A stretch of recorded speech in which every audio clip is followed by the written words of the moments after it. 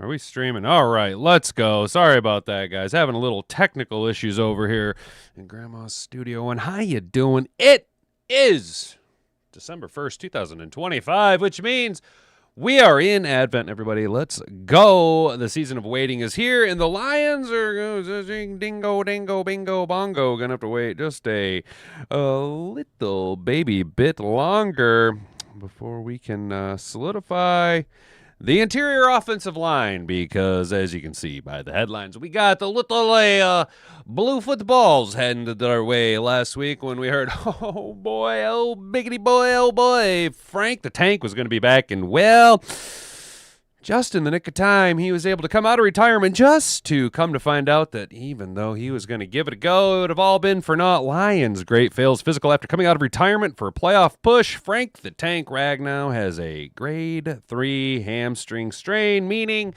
and no dice. And no dice for you. It is just a Graham Glasgow and a Tristan Colon for the Detroit Lions interior offensive line. It's going to be a long slog for us in the interior of the offensive line. If we hope to make a playoff push here in 2025. On top of that, how long is Amon-Ra St. Brown out for? That's right, injury update timeline for Lions wide receiver. I mentioned to Hat and Boobs Thursday during the game when I seen him walking off. I was like, well, that doesn't appear to be anything hopefully too egregious. Doesn't look like a knee. And then they were like, something about his ankle. I went, that is a high ankle sprain. That is a high ankle sprain. That is an ankle sprain walk, if I've ever seen an ankle sprain walk. And that is exactly what we got out of Amon-Ra St. Brown, is a ankle sprain. And those are one of the more nagging things. That's right up there with like a hamstring pull or something along those, where it's like not too bad to really shut her down, but you're just going to kind of tickle my my underside of my football bag there while we wait to hear back if, St. Brown, when, if, and how effective he's going to be when he returns to the field. Then we're going to start to kind of look ahead. Cowboys playoff push strengthens as Lions lose Amon-Ra St. Brown ahead of critical game. This is just a nice little narrative I found over at the Sporting News. It's a Cowboys, this looks like a Cowboy-centric article, but it is something that I wanted to take a look at here. My hands are gone numb. Then on top of the Amon-Ra news, obviously someone needs to step up. JMO can only do so much. Sam Laporta, well, we won't be seeing him until next season. So Isaac Tesla sends a loud message to Dan Campbell in Lions Thanksgiving loss. That's right. Our guy, Isaac Tesla, hometown hero, hometown kid, is, he's flashed here or there, but, be it by scheme, be it by pecking order, or be it by necessity to get the balls to the playmaker's hands because it hasn't been the best season for us. Isaac Tesla, let's be honest, he's very underutilized this year. He's been out there running routes, contributing on special teams, though when given opportunities in the red zone, he likes to score touchdowns against the Green Bay Packers. So we will take a look at what the loud message was sent by Isaac Tesla. And then, of course, there are still ways. Okay. Mathematically, yes, the Lions are still in the playoff hunt. The 14 ways the Lions can get themselves into the playoffs, it is still possible. It is. And I understand what everybody's saying about the math, and that it's still totally doable, and a 12-5 Lions team made it to an NFC Championship game. Yes, you are correct. If then Grandma Wagon is also correct, and based on what I see on the field, do you guys really think that interior offensive line is going to be able to hold up in the playoffs? I understand the playoffs is where defense and running games really excel and move your team forward. And yes, we do have both of those at a relatively high level. However, again, we've seen David Montgomery kind of get phased out once Amon-Ra went down. JMO, shout out to JMO stepping up, but there's just not a lot of weapons around Jared Goff, that interior offensive line. Not holding up. Taylor Decker, not holding up. Tater Ratledge, really starting to see the trying grind of an NFL season really start to take hold of old Tate Ratledge in his rookie year. And Penei Sewell getting a little dinged up as well. So there's just a lot. There is still a lot of season left to go. Okay, there's still plenty of weeks ahead. The problem is a lot of us, we like to be in control of our own destiny. Now we need some things to go our way as well as continue to, or start to win, actually. Now start to win. But it is possible. It is possible. I'm kind of 50-50 on it as we sit right now. How are we feeling, Mad Hatter Nation? There's a poll up in the chat. Are you serious, guys? Do we make the playoffs without Frank and St. Brown? There are 14 votes in the chat poll right now. And as I said, I was 50-50. You guys are also 50-50. That's absolutely wild, guys. That's absolutely wild. Y'all, if you could do me a favor, could you go ahead and like this video, subscribe to the channel if you're new here, ring that notification bell so you can be notified every single time we go live Monday through Friday, as well as a pregame show before every Lions game. That's a little digital tailgate, and we will be here with you Thursday night, 6 o'clock, from 6 to about 7. Probably, maybe doing some pregame action. We'll probably be placing some bets. I think I'm just going to be a little bit less aggressive on gambling and only play around with Lions game more as a passionate hobby type situation. You know what I'm saying? Not so much of a I'd like to win, but more of a just a ha-ha for the lulz. All right? Share this video around with everybody. You know, if you think about it later on today and you enjoy the program that we put out to you, come back a little bit later tonight. You know, maybe drop a hype on this video. It's the biggest way you can actually get this content out here. It's like a like and a share all rolled up into one, guys. So now that that's all out of the way, let's go ahead and jump into the show. If you can say the word good, guess what? It means you're still alive. It means you're still breathing. And if you're still breathing, well, then hell, you still got some fight left in you. So get up, dust off, reload, recalibrate, re-engage, and go out on the attack.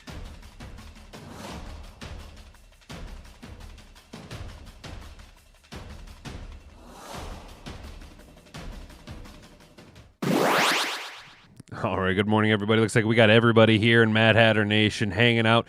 If these two fingers could stop going numb, that'd be the absolute cat's pajamas and the knees upon all of the bees, guys. Let's go over here to FoxNews.com.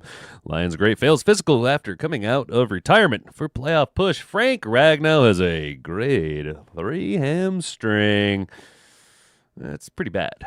And, you know, that's saying a lot. I mean, he had majority of a year off to recoup, reestablish, reheal, rehab.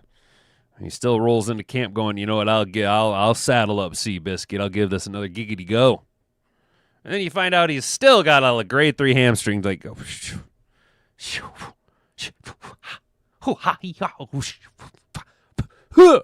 damn, brother.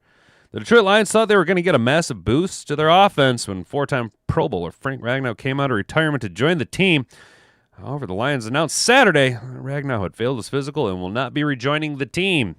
Actually, Saturday, I don't know if you guys can tell, we did a little bit of a revamp here in the studio, a little bit of a changed with a little bit more dynamic lighting, added a little bit of a depth and a little bit more contrast, a little bit of shadows on my face. Make it feel a little bit more intimate for you. I was up here doing a little bit of working around, changing things around. Also, let me know, what do you think of the new thumbnail, by the way? And I was just kind of testing things out. That's what's going on. I don't have a lip pillow on. I was testing things out, making sure that everything looked plumb level and square on OBS. And, of course, the article I pulled up when I just opened up Google was, of course, Frank Ragnow is going to go ahead and fail his physical. I then promptly went downstairs and grabbed a couple 3-4 beers, came up here, and then proceeded to just hang out and cry into my beer because I was like, son of a bitch! Ah! It's like, of course, dude. Par for the fucking course, dude.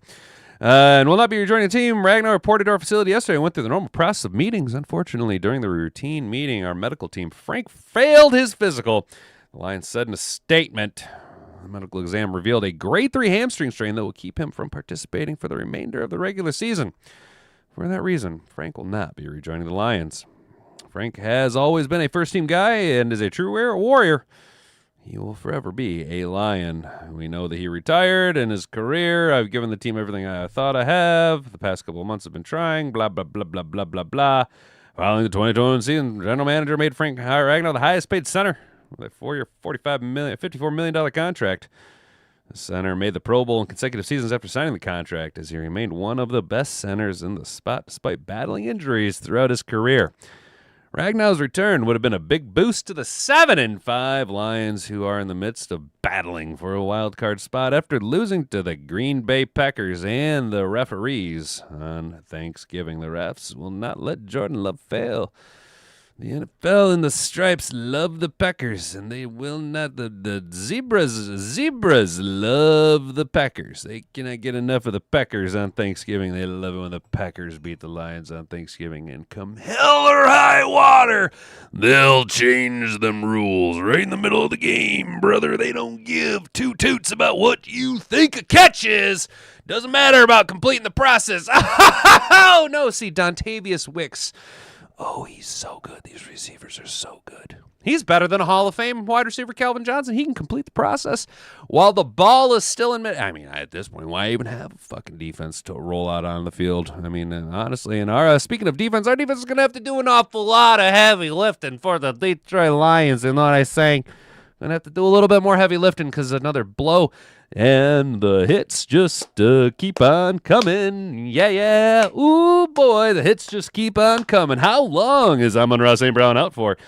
Timeline for Lions wide receivers coming to us from USA Today. Ooh, wee, boys and girls. First verse. Well, it's just going to keep repeating itself. Lions shot in a third straight NFC North title. Took a couple of blows on Thanksgiving. One was losing to the Green Bay Packers, who moved ahead of Detroit into second place in the division. The other blow was losing wide receiver Amon-Ra St. for the immediate period after he suffered an ankle injury. St. Brown has been one of the NFL's most prolific wide receivers this season. Well, and since entering the league. Through 12 and a half weeks, he's ranked in the top 5 in the league in receiving yards, top 3 in targets, and his 9 receiving touchdowns are the second most by any player. My finger is still numb. The good news for the Lions, St. Brown's injury was not severe. The latest reports on Friday, November 28th, indicate that the receiver may not miss much time. My finger is so numb. Here's the latest on St. Brown's injury update. How long is St. Brown out? In NFL media, Tom Pelissari reported on November 28th that St. Brown sustained a low ankle sprain in the Lions' Week 13 loss to the referees on Thanksgiving. He is considered week to week and should avoid hitting injured reserve. As a result, there is a good chance the Lions' lead receiver miss only a minimal amount of time. My fucking fingers are driving me nuts. Pelissari also pointed out that the Lions' schedule in the coming weeks includes another Thursday game, hosting the Dallas Cowgirls in Week 14, meaning Detroit only plays in one game over the next 2 calendar weeks. If St. Brown does not aggravate his ankle in practice, he may end up missing only one game. Yes, don't make your ankle angry. Don't go out there and insult your ankle. Don't be talking all that shit to your ankle, dude. Look, just be nice, okay? Just kill your ankle with kindness, bro. Don't aggravate it. Don't be out there poking and prodding it, dude. Just don't upset your ankle, dude. The less angry your ankle is, the better. There will be more clarity on St. Brown's status as the week continues and the Lions begin to release their practice injury reports. The wideout is a participant practice early in the week. There's a chance he does not miss any game time. The question is, boys and girls, is it absolutely worth it? With his 108 targets and 75 catches, 84 yards, and 9 touchdowns. That's pretty good. His 9 touchdowns are the second most of any player in 2025. His 75 receptions ranked 6th in his 884 yards, ranked 5th in the league. That's pretty impressive. Let's check out the depth behind the Lions wide receiver depth chart. Excuse me. There you go. There you see it. Amon-Ra, J-Mo, Isaac Tesla, Dominic Lovett, and our guy, Mr. Hero Ball himself on Thanksgiving, TK85, good old Thumb Kennedy. Why do you call him Thumb Kennedy, hat and beard? Well, that's because when I watch Tom Kennedy play, I can't help but always just be giving him one of these. And a lot of times when I watch Tom Kennedy play, he ends up getting one of these. That's why he's Thumb Kennedy, because he gets a lot of these. You know what I'm saying? I watch that boy ball. I'm like, there you go. There you go. There you go, Thumb Kennedy. There you go, TK85. Let's go. Williams figures to be the main option in the passing attack. If St. Brown is sidelined, the rookie Tesla should also assume a larger role. Detroit is without Khalif Raymond, who suffered an ankle injury that kept him out of Thanksgiving game. And the star tight end, Sam Laporta, who underwent back surgery, isn't expected back anytime soon. Who do you guys think steps up, chat? Who gets the targets? I think we seen last week a majority of them, and I think that is simply because of Time spent with Jared Goff. Look, Jared Goff likes guys that he's familiar with. Okay, we've seen it with Josh Reynolds, right? Twice. Okay. Tom Kennedy. Jared Goff has a little bit more chemistry, spent a little bit more time with him than he has Isaac Tesla. As this little bit of time here progresses, I think we'll see a little bit of an uptick, and then next year there'll be a lot more chemistry. We've seen it over the years emerge with Jameson Williams, and I do have to sit here and say that there were a couple of times where you really seen the maturity of J-Mo Thursday against the Packers, where he was moving guys around. He was telling them where to go. He knew the offense. He knew what he had to do. Okay, Saints out. It is now, I'm it. I have to put my big boy shitting pants on. And personally, I think Jameson Williams did a fine job being thrust into that role. Is that a role that I want to see Jameson Williams have? No. Do I think Jameson Williams could be a one? Yes. He does have all of the weapons. But I don't like Jameson Williams having that pressure put on him. I like him being the second option, the exploitive option, the guy who is just dangerous enough that teams have to allocate resources to him on the field, even if we're just running him as a decoy. I think Jameson Williams seems to be okay with that role as well. Otherwise, I don't think he would have re-signed in Detroit, knowing how we utilize him, how there are these stretches, these 2-3 games in a row where it's 1 catch, 3 catch, no catch, but when called upon, when his numbers dialed up, most times, 9 times out of 10, nobody's perfect, and Jameson Williams is a little bit less than nobody's perfect. He drops more passes than St. Brown, even though this year the Detroit Lions seem to have a bit of a situation. I don't know if the jugs machine has been broken all year, if they're using the wrong kind of ball. Maybe they're using the kicking ball for throwing. I have no idea. But can we go ahead and figure out how to mitigate the drops the rest of the season? That might go a long way. St. Brown, I'm looking at you. J-Mo, I am looking at you as well. But correcting that a little bit, I do think Jameson Williams did a fine job of it. Jared Goff is going to have to distribute the rock a little bit more with the production of Amon-Ra being sidelined. The biggest point, though, is can the offensive line give Jared Goff that time to distribute the rock around to guys that he has a little bit less chemistry build with under the pressure, with the pressure of not only defenses, but the fact that we do basically have to win out. Let's be honest, guys. We basically just have to just nut up and shut up and just win out. That's the easiest way. There you go. That's the easiest route to the playoffs. That's the easiest way. Just win, baby. It's just that simple. Just go out there and win. I know I make it sound so easy, but hopefully St. Brown's not out for an extended period of time.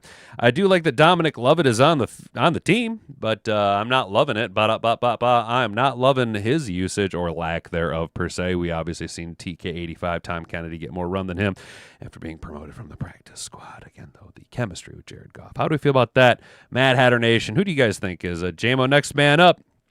Have him on my fantasy team, but sucks for Amon-Ra. I completely agree, dude. Diehard Lion. Did I read that right? Yep, Diehard Lion. Hutch wearing his own branded hat. ASB doing podcasts feels more like Hollywood than grit to me. Dude, yes. Diehard. Yes, brother. I kind of been saying that myself. It feels a little bit, at least this year, doesn't it feel very beginning of Rocky 3? This season just feels very Rocky 3. Okay, the first half. Next year, or maybe we turn it all around this year. Maybe this week, DJ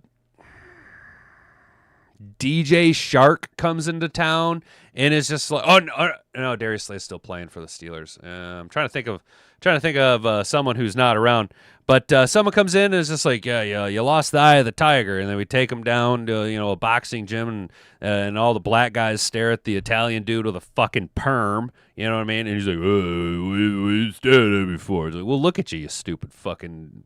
Look at you. Why do you think they're all staring at you? But it just feels very Rocky 3, dude. It feels very Rocky 3. And I know I seen in the chat earlier, everyone was just kind of like hyped up. Oh, Ben Johnson. I think Ben Johnson is Clubber Lang, right? Like, yep. This might be the first half where he gets our ass, but you know what, dude? Oh, we coming.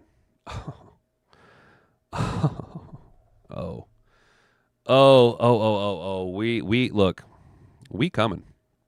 Obviously, Johnny Moe was a mistake, big mistake. There, I said it. I defended him at the beginning of the year. I was like, no, we should be fine. X, Y, and Z, looking at the tea leaves, trying to put this picture together and how it all worked, and I bought in, right? No, Johnny Moe was a mistake. Should have promoted Hank Fraley. If then Grandma Wagon, things are what they are. But I think next year. I know you guys that we're all, oh, well, we could still make it to the playoffs this year, and I might lose some of you guys here. But the reality is that what you see on the field, trust your lying eyes, okay? What you see on the field is what you're going to get, and this is not a Super Bowl winning team, right? There's the identity isn't rock solid. Nobody's really locked in. Our defense, as much as I like Anelzone, he's showing his age, okay? There's no defensive end opposite Aiden Hutchinson. Marcus Davenport looks like a broken down. Marcus Davenport moves on the field the way Shaq did the last season he played basketball. It hurts, and it's not effective. We need a defensive end. Kirby Joseph, what the hell is going on with your legs? Brian Branch, playing good, but I've said it before. You have to take the power plug out of your helmet, and you just gotta go full Super Saiyan. Quit fiddle fuck assing around, take the little butt plug out of your helmet, and go fucking Super Saiyan. You gotta do it, brother. It's on you. It's on you. Thomas Harper can only do so much. Okay, Avonte Maddox can only do so much. Right? I need Brian Branch to go out and earn his extension by taking the old butt plug out of his hat and going full Super Saiyan on a motherfucker. You know what I'm saying?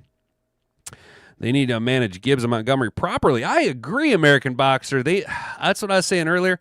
They need to figure out where the hell David Montgomery went. Okay. It seems that ever since the Tampa game where Johnny Moe was like, yeah, we're just going to keep running David Montgomery directly at Vita Vea. And he was like, oh, that doesn't work. Our offense just went, well, David Montgomery's washed. Can't use him anymore. He is a backup running back, and all of the touches must go to Jahmyr Gibbs. Nothing against Jahmyr Gibbs. I fucking love the guy. I'm starting the argument on whose highlights are better to watch, Barry or Jahmyr Gibbs. Hey-oh. Yep, I'm saying it already. I'm saying it, planting my flag right the fuck there, hitting this oil can real quick. Check it out. Hat and Boobs actually got me an actual oil can coffee cup. But I need David Montgomery. There is no shame in a ground and pound. Use the hammer. Use him. Just get back to that. You guys remember that Baltimore Ravens game where after our opening drive, their defense had hands on hips and sucking wind? What happened to that team? What happened to this grind it out, just grittier? Oh, that's right. We all got paid. We won back-to-back division championships. Everyone said we're Super Bowl favorites. Aiden Hutchinson's favorite to win Defensive Player of the Year. Jahmyr Gibbs is going to be Offensive Player of the Year.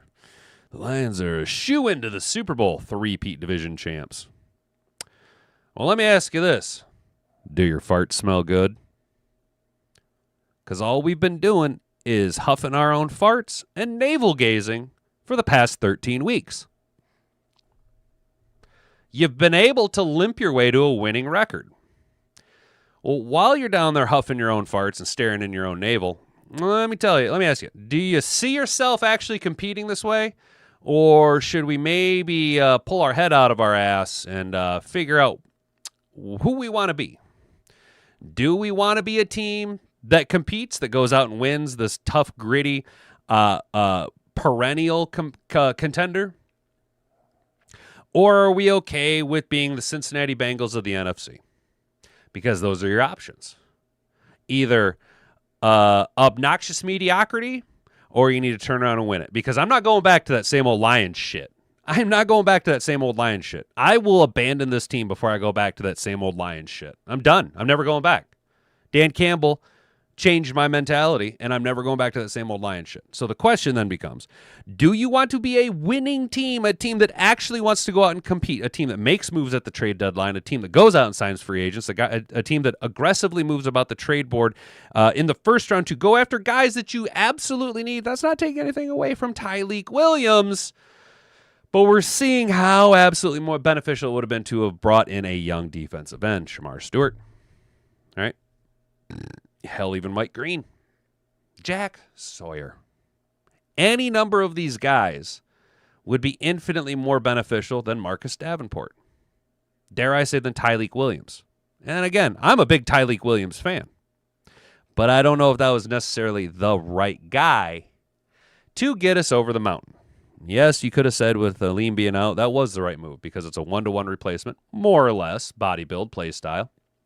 Production's not really there for either player. Our defensive line not so good in the past. I'm just saying it doesn't feel that way. Hutch, where the hell you been? With another running mate opposite Aiden Hutchinson, draw a little attention away. Hell, you can have your punter go out there and just stand like this with his hand up in front of Marcus Davenport, and Marcus Davenport has a 50-50 chance that he's going to get hurt. And the other 50% of it, he's not going to get to the quarterback. Because he's old, he's busted, even though he's not that old. He's really not that old of an NFL player. He's technically in his prime. But he's totally lost. So I need us to get another player. I don't know if we have the punch. I really don't. Some positions are just looking a little long in the tooth. And our offensive line, like I said it last year, Taylor Decker was already taking a step back. Graham Glasgow was already taking a step back. Losing Zeitler seems to be a huge blow. Losing Mahogany was a big blow, but Frank retiring, it was just everything got fuckered. Everything felt fuckered, right? So what are you going to do? Are you going to be a team who goes out and gets a Jackson Powers Johnson at the trade deadline? Make a deal that they can't pass up. Are you going to go out and you're going to get a defensive end at the trade deadline? Are you going to go out and sign free agents? Or are you going to continue to do the Brad Holmes thing, build through the draft, beat your chest and say, I'm smarter than everybody else in there? Because if that's the way you want to go, that's fine. Just tell me so that I can prepare to be the Cincinnati Bengals of the NFC. Just tell me. Just fucking tell me so that I can prepare. Because the message you keep telling me is that we're going to compete. We're going to go out there. We want to win championships. We are a contender. We are the cream of the NFC crop. But the product I'm seeing on the field doesn't mirror what you're telling me. What I'm seeing is the Cincinnati Bengals of the NFC. Tell me I'm wrong. Tell me I'm wrong. What's up, Beantown? How you doing, brother? You ready for your Patriots and Drake May to go out and just just light up the Giants? I think this is going to be a good Monday night game. I think you're going to see in this Monday night game a dueling of two of the fresh young, so fresh, so face, such fresh young faces of the NFC or the NFL as far as the up and coming quarterbacks. I think Drake May and Jackson Fart and Dart are the future of the NFL at the quarterback position for at least the next 5 years. Drake May is legit. Drake May is legit. And damn, oh damn, was I wrong on my estimation of him. I didn't think the kid had it. He didn't pass the eye test to me. At least when I looked at the physical specimen that is Drake May. I was never impressed. But boy howdy, has he proved me wrong. And Jackson Fart and Dart, he's just fun to watch. He's just fun to watch. And I'm going to be honest, guys, I like watching the Giants because I said it the other week. They're a very dangerous team. And dangerous teams are fun. Dangerous teams are fun. Okay. So I'll probably be rooting for the Giants, full disclosure. But, Drake May. Whoo-wee, sucker. That boy good. I'm going to play a spoiler. I would rather do that than just pack it in. Hey, diehard, I'm fine with that, dude. I'm fine with that. Al-Qadin can pass rush. He just can't stop the run. I know, dude. I'm 100% with you on that. What is it right now? Started with Brad Holmes not addressing the O-line during camp. The entire game changes if we're scoring. Art, that's what I'm saying, bro. If Brad would have made a move, some type of a move. But, we just kind of sat back on our haunches. Bought into our own hype, sniffed our own farts, and we're staring at our own navels for too long. It's time to correct. And maybe this is something that winning teams, something that as a winning team we need to become more accustomed to, Maybe this is just something that, because look. Okay, the reality of the situation is we're above 500 team. We're a contender. We're still at a puncher's chance of making the playoffs. We just didn't think it was going to go this way this year. Right? We were 15-2 last year, 159 million players on IR, still made the 1 seed. World beaters ain't nothing. Can't stop us now. And then we just, stumbled. Stumbled right out of the gate. Picked up pace, stumbled again. Picked up pace, stumbled again, and now we're stumbling, bumbling, fumbling. I think we can still finish as a plus 500 team, I think we still can make the playoffs. It's just I'm not very confident in a playoff run. I'm not confident in that interior offensive line. I am not confident in Graham Glasgow, and I am definitely not confident in Keoti Awashika. Ugh. If he could just figure out how to get his nose and his head and shoulders back, he'd be a lot better off. He just gets so far out over his toes. Let's go ahead and bypass a couple of these stories because we're running a little bit late. I remember when break even was good for the Lions. Yeah, American, and that's just it, dude. I love Hank Fraley, but he should have been waving the white flag after week 1. Oh, dude, Art, you're not. I get where you're at, dude. I get where you're at. I totally get where you're at. Personally, I am of the belief that Hank Fraley should have gotten the offensive coordinator job. I was really hoping he would.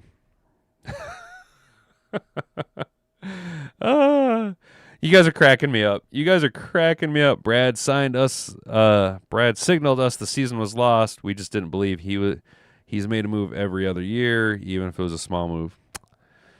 Trippy, you might not be wrong, dude. You might not be wrong on that, to be honest with you, brother. Man, Dart are what Michigan fans want number 9 to be. Ain't that the truth, bro? Poor little JJ. Oh, what do we got here? What's up, Beantown? Thank you, dude. I appreciate that. What percentage of blame goes where between Brad Holmes, Dan Campbell, and injuries? Here's what I say: 60% Brad Holmes, 30% Dan Campbell, 10% injuries.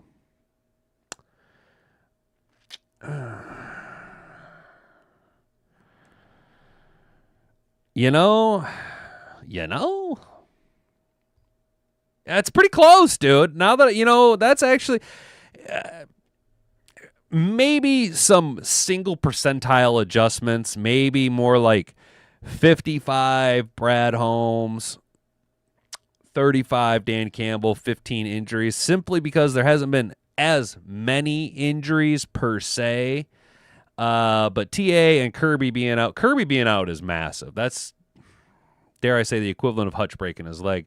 The big injury was Christian Mahogany, because our interior offensive line was already a question mark rolling into the regular season. Excuse me. And it was that interior offensive line was like barely hanging on. And then when we lost Mahogany, it was just all downhill. So actually, Beantown, I think you're very, very, very good in that assessment of your statistical breakdown of blame. Brad didn't make any moves. And that goes to what Trippy said earlier. Trippy, shout out Trippy Gypsy, bringing in some heat. Brad did kind of signal to us. If he'd have made a move, he'd have said, hey, we can do this. But he didn't make a move. And I think we all knew that a move needed to be made for all of the arguments I've laid out for you with the defensive end position. You lost Mahogany right before the trade deadline. You had to when you lost Mahogany right before the trade deadline, immediately all the defensive player arguments went right out the window. We were bring me an interior offensive lineman. I was banging the table for Jackson Powers Johnson. Bring him in, slide Glasgow back over to guard where he belongs, his more natural fit position. Let JPJ play. And then what happened? We didn't make a play for this young, talented center that would have had a career turnaround here in Detroit. And then he ended up breaking his ankle, and he's done for the whole year. So it was a lose for everybody. There were defensive ends galore that we could have packaged a deal for. Jalen Phillips.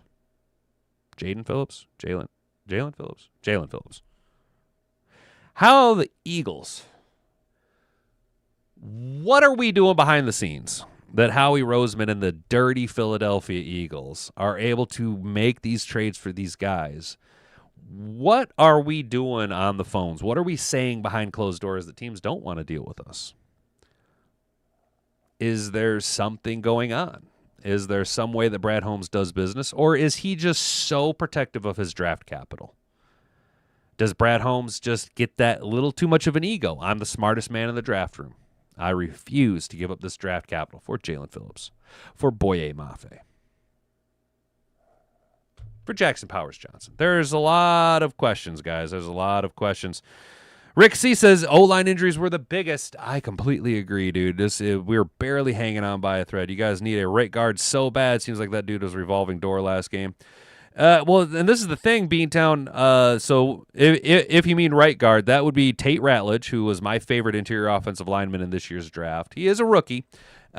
Personally, he's playing a lot better than our left guard, Keaoudi Awashika. Ratledge has been really dinged up this year, though, and I give him credit for grinding it out.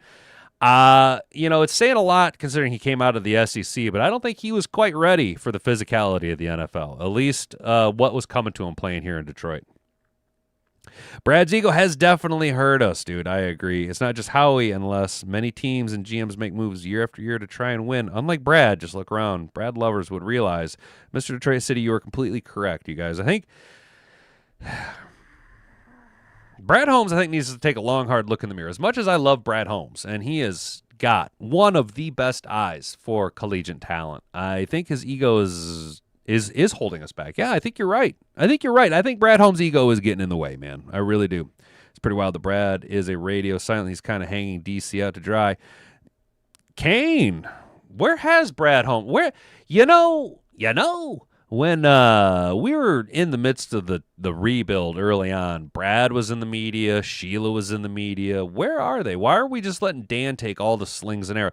In fact, the most media availability seems to be Dan and Calvin Shepard, right?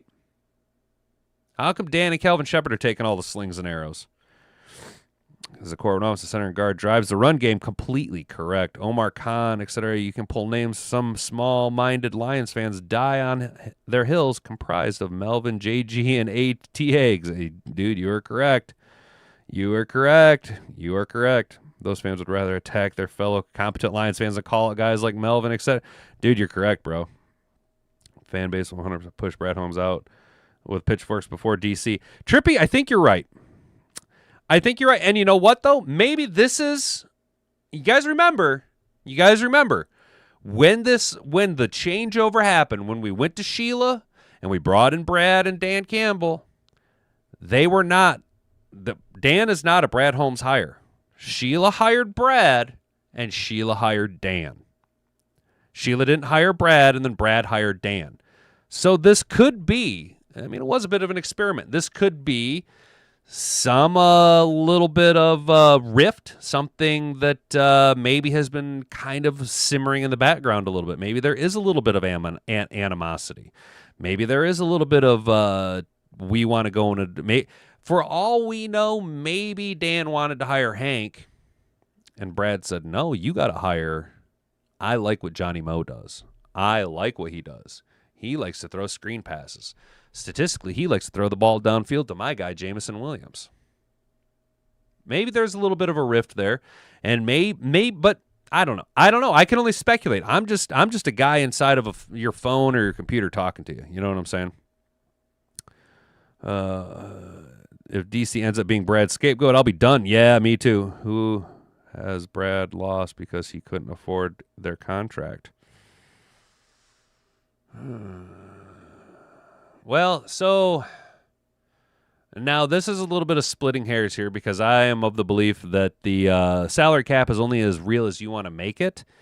But a lot of at least the argument around why we didn't re-sign X, Y, and Z or go after X, Y, and Z is, well, we got to keep the capital to re-sign Hutch and JMO and Gibbs and Campbell and Laporta and Amon-Ra and Branch and Kirby and Penne. It was all of we got to save money to re-sign these guys.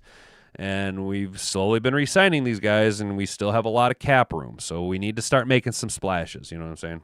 Some digging last night and a lot of Your young talent is coming up on contract years. It'll be interesting to see how they allocate their money. And that's Beantown. That's just it, dude. That's just it, bro. Is they're preparing for the big re-signing of all of the Brad Holmes foundationary pieces. You know, we've already seen, like I said, Penne and Hutch and JMO and Amon-Ra all get extensions. And Kirby. Next will be...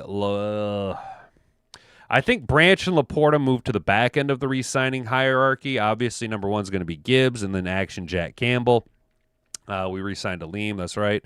Action Jack Campbell and Gibbs will be the top priority, followed then by Laporta, as long as he's healthy and producing. Brian Branch, I think, ends up being the biggest question mark, simply because of I can't stop thinking of the arguments that were laid out before us last week about his penalties and the fines and how he's starting to become a little bit more of a liability as far as the field positioning game, despite how great he plays on the field and how much I love his play style. Recent weeks, like last week, I think he really toned it down a little bit. Still effective, just not as aggressive. Not my style of play, not what I like to see. This is just me speculating, though. So Branch and Laporta get put to the back end of the re-signing hierarchy because of the injury and the penalties. Meanwhile, Gibbs and Action Jack Campbell, who are having all-pro years, obviously move to the front and should be paid. You know what I'm saying? Campbell and Gibbs earned their big contracts. 100% they did. Gibbs, it was very easy to say Gibbs is going to get re-signed, but there were a lot of people who were kind of up in the air about Action Jack Campbell. And boy, has he delivered this year. Holy crappers. I told you guys, he was the second coming of Brian Urlacher. There's certainly some people that need to be fired. First of all, the strength and conditioning coach, whoever's running the health program. Kane, yes, dude. Yes, whoever is our strength and conditioning or our head athletic trainer, dude, you got to figure out some type of new program. Something, because it ain't it. Whatever you're doing, it ain't it, guys. It ain't it. You know what? We're going to save this article for tomorrow. I'm getting a little fizzled out, and it is Monday. Brad Holmes. What's up, Derek? Good to see you, dude. How you doing, man? So I don't know. Look, Derek. For Brad Holmes to get fired, we're gonna have a couple of losing seasons. Strong offensive line is what makes all the playmakers look good, and a weak offensive line doesn't. Preach, American boxer. I'm, as a former offensive lineman, I'm a big advocate for the big guys up front. You know what I'm saying? I'm tired of this guy. You tired of Brad? You're so Derek, you're out on Brad, dude. You're out. I mean, you know what? That's fair, man. I completely understand where people are coming from with the Brad Holmes, falling out of love with Brad Holmes. I get it, dude. You start to feel a little neglected when he doesn't make the moves, you know, when we don't go get the obvious glaring pieces. And there was a lot of pieces that we could have traded for the interior offensive line, for the defensive end. There was a lot of moves that we could have made at the trade deadline, but we didn't. And I agree that Trippy hit the nail right on the head with a hammer right there, that was Brad kind of signaling to us that pack it in, fellas. And you know what? Maybe this goes hand in glove with what I was saying, that the NFL is scripted, and maybe Brad Holmes already knows how the story is going to go. Maybe.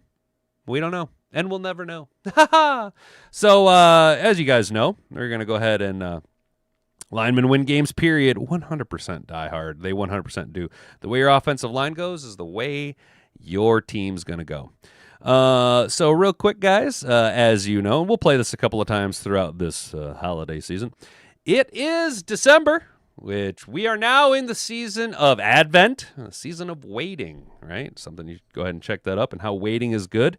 But that means that it's look, I am a firm believer that Christmas decorations, Christmas celebrations, all kinds of Christmas stuff does not start until after Thanksgiving. Put your shit away. It is October, Karen. Okay? And Thanksgiving is the great American holiday. Celebrate that motherfucker. Quit burying everything under Christmas in fucking September. It's absolutely ridiculous, all right? But now that it is predetermined, not scripted, Rick. Damn, I love that. I fucking love that, dude. Predetermined, not scripted. Son of a bitch. Words, dude. Words have. Was it speechless, controlling words, controlling minds, dude? You can control words. I like that a lot. Predetermined, not scripted. That is a good usage of vernacular, my guy. But so we're gonna end here today with I'm gonna be honest. It's like 1A and 1B. I got two favorite Christmas songs. This one, and you guys know me. I love my girl Mariah Carey's "All I Want for Christmas." I fucking love that song. Okay, and I'm not being sarcastic. I actually am a huge Mariah Carey fan. I like high pitched singing, and I think she sings really, really well. Plus, she's got some big old fucking titties that I absolutely love to look at. But this is my second favorite song. This is by Matt Best. Okay, and shout out Ryan Allen, our guy, new dad. His son was born this weekend, guys, so big shout out to Ryan Allen, y'all. Big round of applause, dude. Big round of applause for Ryan, doing big things. Big things. He turned me on to this song as well.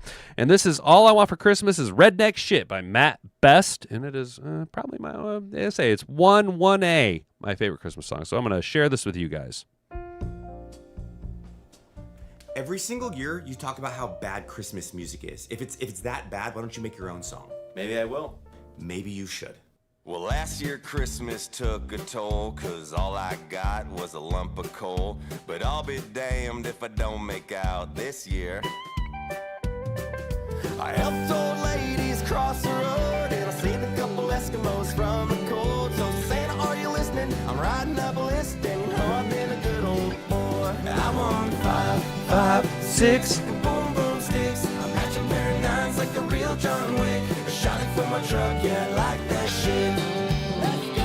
I don't need more socks. I want clocks. Stuff my stocking with some real good scotch. All I want for Christmas is some redneck shit.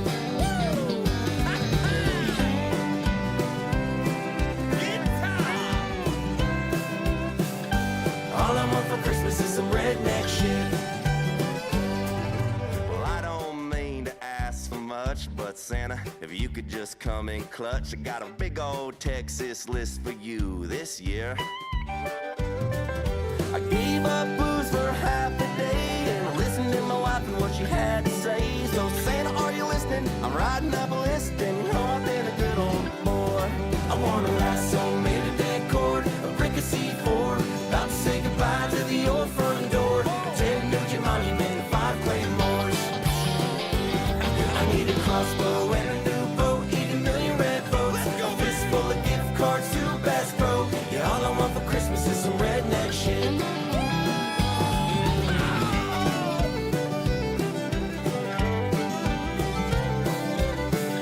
Yeah, all I want for Christmas is some redneck shit.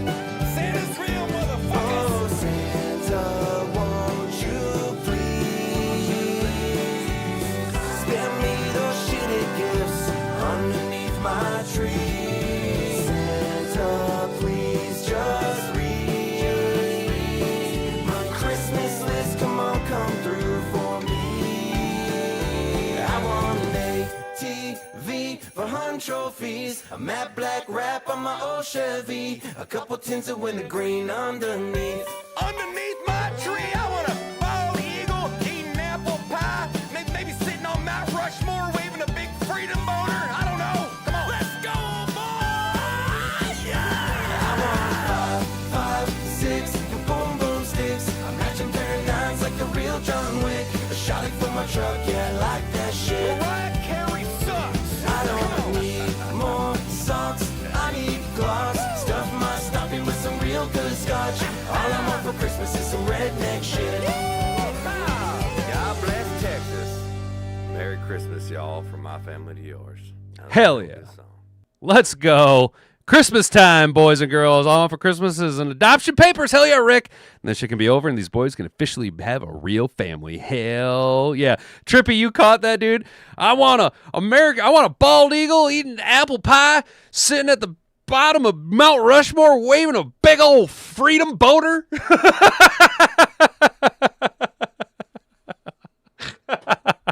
Waving a big old freedom boner. Hell yeah, dude. Oh, so there you go. Merry Christmas, everybody. It's the holiday season. I am so hyped now, and that is my favorite Christmas song, guys. So you can now officially put your Christmas decorations up as we're in December. I have said that it's okay. You can now get to it. Do it, boys and girls. It is the season of Advent, and we are here and ready to rock and roll.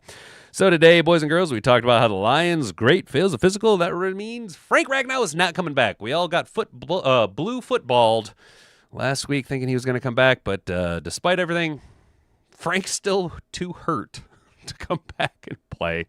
But I mean, just tip of the hat to Frank Ragnow for giving it a go, at least trying. I mean, that says a lot about the character of Frank Ragnow. I mean, talk about it, just a fucking bad mamma jamma, dude. Top of the third verse, same as the first, and just as worse. Amon-Ra, well, he's going to be out for a while with a high ankle sprain. Now, there's a little bit of finagling we can do. We do have a little bit of a bye, the mini bye, as it is after playing a Thursday night game, where we will play one game in the next calendar 2 weeks, and that is this Thursday against Dallas. So there is a chance that he misses just one game, if any at all. Now, we will know more as the practice report comes out, though personally, the amount of money you got invested into Amon-Ra St. Brown, and just kind of the way the season's been going, I'm not saying shut him down all year, but there's absolutely no reason to rush Amon-Ra back. There's just not. Either you're going to make it work with what you got, or you're not. Either way, there's no sense in making a bad situation worse. We bypassed 3 whole stories because we went full chat and beard with you guys for a half hour.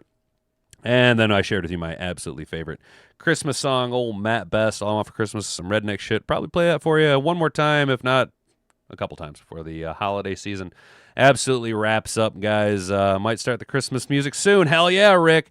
Just time to get the rookies more involved. I mean, I'm not mad at that. That you're not wrong, dude. It is a good chance to get some seasoning on some rookies. Cologne should be required to play Amon-Ra to pay Amon-Ra's salary while out. Hell yeah, dude. I like that, Mr. Detroit City. Hopefully Cologne can play a little bit better than I mean, there were some big whiffs. But personally, I didn't see any big drop-off other than when he stepped on Jared Goff's foot between him and Graham Glass cow, because he's a cow made of glass. Let's go, boys and girls. I appreciate each and every one of you tuning in, who hung out. Let me know, do you like the new thumbnail? Do you like the new setup? How's the lighting? Am I too dark? Is this too dark for you guys? We're just going to kind of last few minutes here. I thought the new thumbnail looked a little bit cleaner, a little bit more professional. I'm starting to think maybe I just need a full-on new camera, because I feel like I'm not getting as good a definition as I should. I feel like I'm just a little hazy. You know what I'm saying? I don't know, man. We'll see. That's probably going to be it. Sad I can't see Launchpad. Trippy, that's what I was worried about. So the opening of the show, I have this graph, the graphic right here. I have it over here. And I was thinking, because I have a depth, I put lighting, all my lighting stuff back here to add depth, as well as all of the figurines and signs. So Launchpad and I found my Darkwing, they're all back here. You can see it at the beginning of the show when this graphic is over here. I don't know. I think I should probably change that, though. You know what I'm saying? Just need a lighter color shirt. Well, Mom, I do have a lighter color shirts. The problem is it's not Victory Monday, so I can't wear my red shirt, and I like to wear my blue shirts in the middle of the week. This is I think this is my second oldest gruntwear style shirt. This one, and then the Superman one, which they're both getting a little kind of tired. And I'm just messing around. The setup looks good. You like it? Thank you, Trippy. I appreciate that, man. You're kind of, you know YouTube stuff. Actually, Art, you're kind of a Hollywood guy. You understand video production and stuff. Huh? So this is all me trying to experiment with lights. I did the lighting setup where it's I believe it's called a key light. My key light is at about 10 o'clock, casting on the long side of my face, and then I put what is supposed to be I think it's called an edge light. It's not working out as well, though. If I don't have this light here, this side of my face gets too much shadowing. So I was trying to not have as much shadowing right here, but also still add depth, if that makes sense. I'll just throw on a white Freedom shirt. That'll work. I know, dude. I do need to get one of them white Freedom shirts. The lighting fits where we're at right now. Just dark hat and beard. We're dark grit now, guys. We're dark kneecaps. All right, guys. I think that's going to wrap it up for today. We're going to go ahead and power this down. And we'll be back tomorrow at 10 a.m. like our normal show. And don't forget, Thursday we'll be doing a double dip action. You'll be getting me hat and beard at our normal show time, and then also the pregame show, hat and beard at night, 6 to 7 p.m. Make sure you got your notification bell turned on for that so we can play some bets and read some last-minute news as we get ready for the Lions to square off against the Dallas Cow ladies. Hey, lady! You know what I'm saying? All right, guys, I appreciate each and every one of you who took part in the chat. Oh, wow, there's 32 votes in the poll.